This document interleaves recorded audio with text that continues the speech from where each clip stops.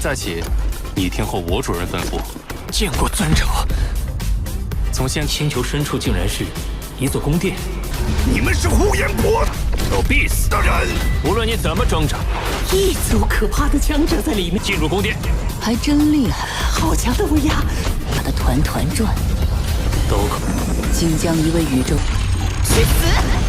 Halo kalian semua, selamat datang di channel Donghua Singkat. Bagaimana kabar kalian semua? Mimin harap kalian semua baik-baik saja. Dan pada video kali ini kita akan membawakan konten spoiler dari Soul Star episode ke-200, yang dimana pada cerita sebelumnya Lo Fong telah berduel melawan Kaisar Seven Blade, yang Kaisar Seven Blade pada akhirnya mengakui juga kekuatan Lo Fong. Dan juga setelahnya Lo Fong menewaskan Kaisar Snowhorn, dan setelahnya Lo Fong melakukan berbagai peningkatan seperti melewati jembatan Tongtian yang ke-20 dan juga bertemu dengan gurunya, dan Lo Fong berniat untuk melakukan perjalanan menemukan pecahan ketiga dari teknik manual 9 jilid. Dan juga kemarin Lo Fong kembali ke planet bumi menyelesaikan masalah yang terjadi di planet bumi karena urusan imigran yang bertindak seenaknya di planet bumi. Dan setelahnya Lo Fong pun melakukan petualangan baru dengan Lo Fong pertama akan membalaskan dendam kematian Huyanbo, yaitu dengan Lo Fong dan juga Babata yang akan menargetkan Kaisar Tangan Ajaib, dan itu merupakan inti cerita pada cerita sebelumnya. Kalau gitu pun sekarang langsung saja kita masuk ke bagian cerita terbaru. Cerita ini berlanjut dengan Kaisar Tangan Ajaib yang berada di bawah tekanan Lo Fong, yang di sini Kaisar Tangan Ajaib dibuat ketakutan dengan Lo Fong karena Kaisar Tangan Ajaib telah menyadari bahwasanya Lo Fong telah berada di Kaisar Puncak.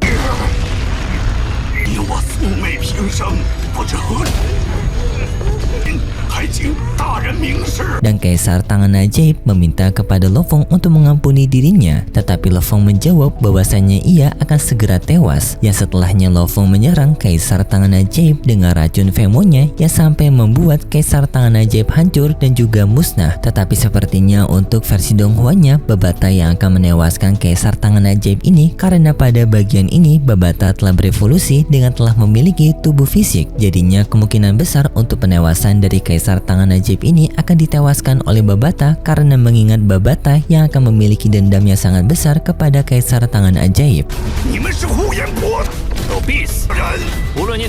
Setelah Kaisar Tangan Ajaib tewas, Babata mengambil armor dari Kaisar Tangan Ajaib sebagai bentuk tanda peninggalan karena dirinya yang telah berhasil membalaskan dendam dari gurunya, yang jarak waktunya sendiri adalah 60.000 tahun. Lo Fong menenangkan Babata, serta Lo Fong juga berniat untuk memandu Babata untuk bisa menjadi seorang pejuang Undying, yang artinya Babata sudah tidak lagi menjadi asisten kecerdasan tetapi juga akan menjadi petarung fisik.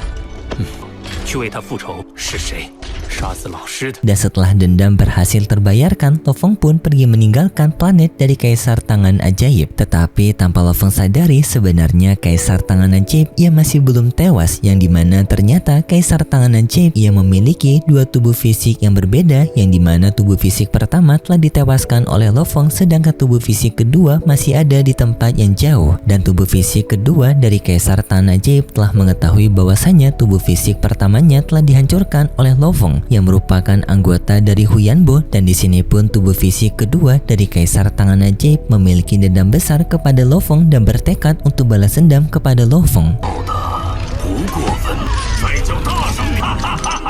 Lo Fong yang tidak mengetahui hal tersebut, ia tetap melanjutkan misinya untuk mencari pecahan dari logam ketiga, dengan Lo Fong memasuki kawasan wilayah baru yang disebut sebagai wilayah rahasia bunga hitam, yang memerlukan perjalanan waktu yang sangat lama sampai 2 tahun. Dan dalam perjalanan ini Lo Fong sempat mendapatkan penghadangan dari para perampok, tetapi Lo Fong dengan mudahnya dapat menewaskan para perampok tersebut.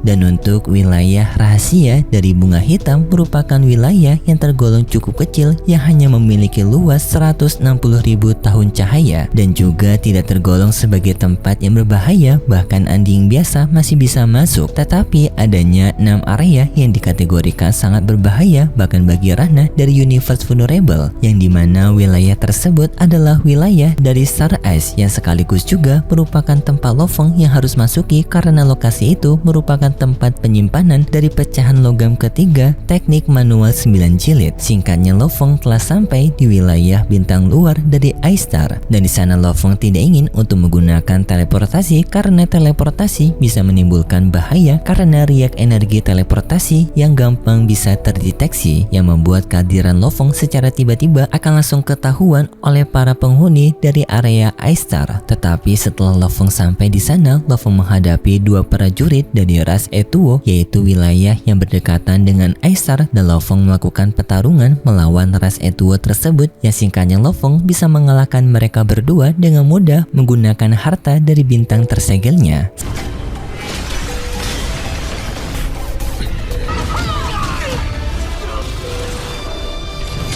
Singkat cerita, Lo Fong telah sampai di lokasi inti dari wilayah iStar, yang di sana Lo Fong melakukan pencarian informasi dari lokasi tersebut, dan Lo Fong menemukan informasi kalau wilayah dari tempat ini dihuni oleh para makhluk dari ras Doku, yang dimana ras Doku ini terbentuk dari suhu dingin yang sangat ekstrim dari wilayah iStar, yang karena suhu yang sangat ekstrim ini membuat wilayah dari ras suku Doku memiliki kekuatan fisik yang jauh lebih kuat daripada ras manusia, dan dari jumlah mereka adanya ratusan ranah Undying dan adanya 2 ranah Universe Vulnerable. Dan di sini Lo Fong langsung berhati-hati untuk tidak ketahuan oleh pihak musuh, karena jika ketahuan Lo Fong akan menghadapi 2 ranah Universe Vulnerable ini, yang sekaligus juga 2 ranah Universe Vulnerable ini akan jauh lebih kuat daripada ranah Universe Vulnerable yang dimiliki oleh manusia karena tubuh fisik mereka yang telah ditempa secara ekstrim di wilayah iStar ini. Setelahnya Lo Fong mulai melakukan misi penyelidikan dari wilayah iStar untuk menemukan lokasi keberadaan dari satu logam hitam pecahan dari teknik manual 9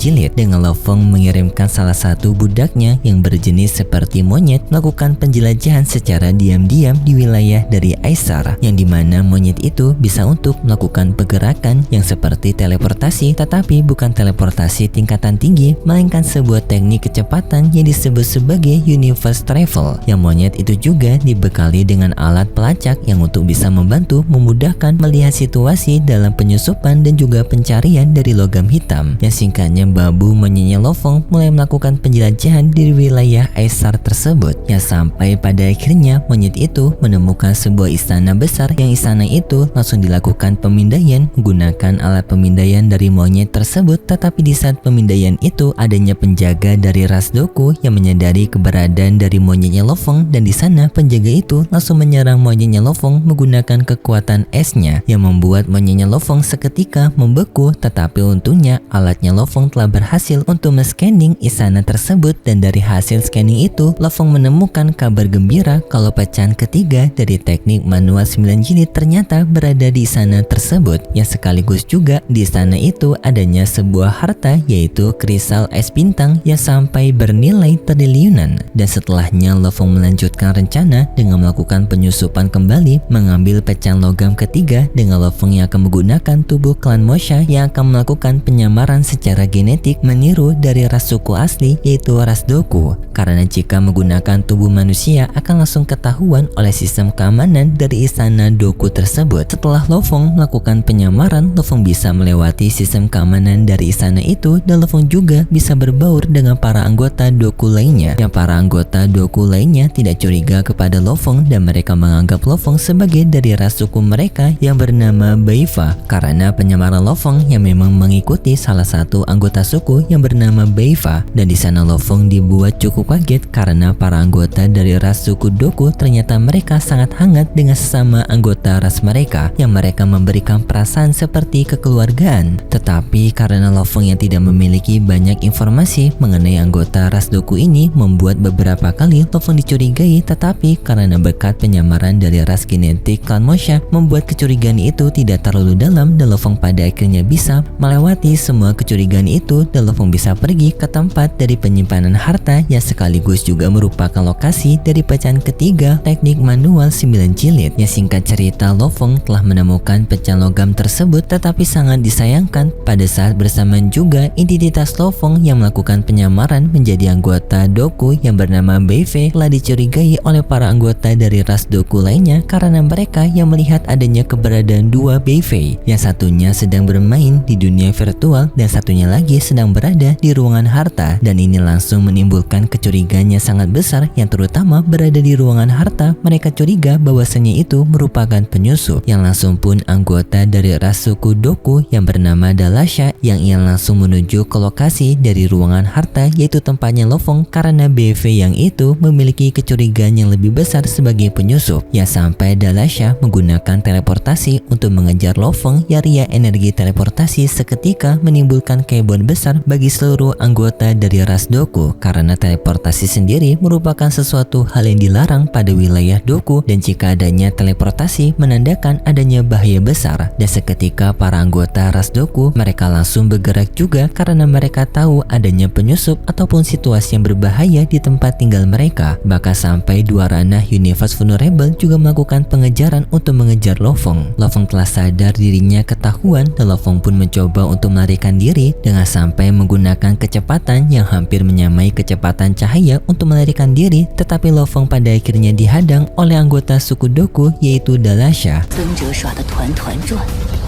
斗口过，竟将一位宇宙亲狠手辣。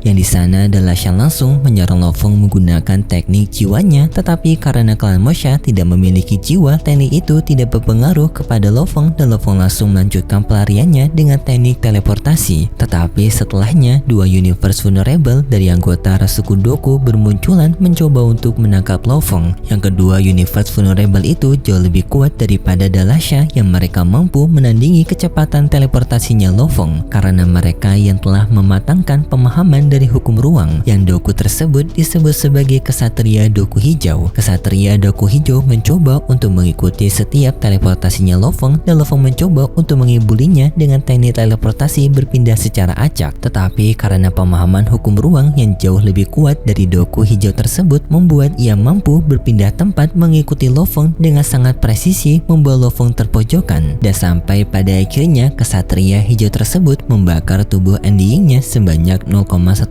untuk memblokir ruang teleportasi di wilayah itu, yang membuat Lo Fong seketika tidak bisa melanjutkan teleportasinya, yang membuat Lo Fong juga sekarang telah tertangkap oleh Kesatria Hijau tersebut. Dan Kesatria Hijau itu menghancurkan tubuh klan Mosha Lo Fong, tetapi Kesatria Hijau itu tidak menemukan adanya harta yang dibawa oleh klan Mosha, yang menandakan pecahan dari logam ketiga dari teknik manual 9 jilid telah dipindahkan oleh Lo Fong. Dan ternyata benar pecahan logam itu telah berada di tangan Buddha lainnya Lo Fong, yang Buddha tersebut juga telah kembali ke tempat Lo Fong dan menyerahkan pecahan logam ketiga kepada tubuh aslinya Lo Fong. Tetapi sayangnya di saat itu anggota dari ras Doku lainnya yang berada di ranah Universe Vulnerable juga tetapi memiliki julukan sebagai Kesatria Ungu muncul di hadapan Lo Fong, yang ternyata logam hitam itu telah memiliki alat pelacak dari ras Doku, yang membuat keberadaan Lo Fong langsung ketahuan, dan di sini pun Lo Fong tidak bisa melarikan diri. Sebenarnya bagi ras Doku, apa yang dicuri Lo Fong bukanlah sesuatu hal yang berharga, karena bagi mereka pecah logam itu sama sekali tidak berguna. Tetapi karena anggota Kesatria Hijau yaitu Universe Vulnerable sebelumnya telah mengorbankan energi andiingnya, membuat Lo Fong telah memiliki pelanggaran berat di anggota ras Doku mereka. Dan di sini pun Lo Fong diberikan hukuman berupa Lo Fong yang dipenjara di lokasi inti mereka yang disebut sebagai penjara Ice Hell, yang lokasi itu bisa dibilang sebagai tempat hukuman utama dari wilayah Ice Star mereka, karena tempat itu yang sangat mematikan. Bahkan bagi mereka hukuman mati jauh lebih baik daripada dipenjara di lokasi Ice Hell. Karena di sini Lo Fong yang sudah dipojokkan dan Lo Fong sadar tidak bisa melawan, Lo Fong pun memutuskan untuk menyerah. Yang setelahnya Lo Fong pun masuk ke dalam penjara Ice Hell tersebut. Tetapi secara bersamaan Lo Fong sebenarnya telah memindahkan inti kehidupannya di tempat berbeda, yang tempat tersebut dijaga oleh para budaknya Lo Fong, yaitu para rombongan Tianchen,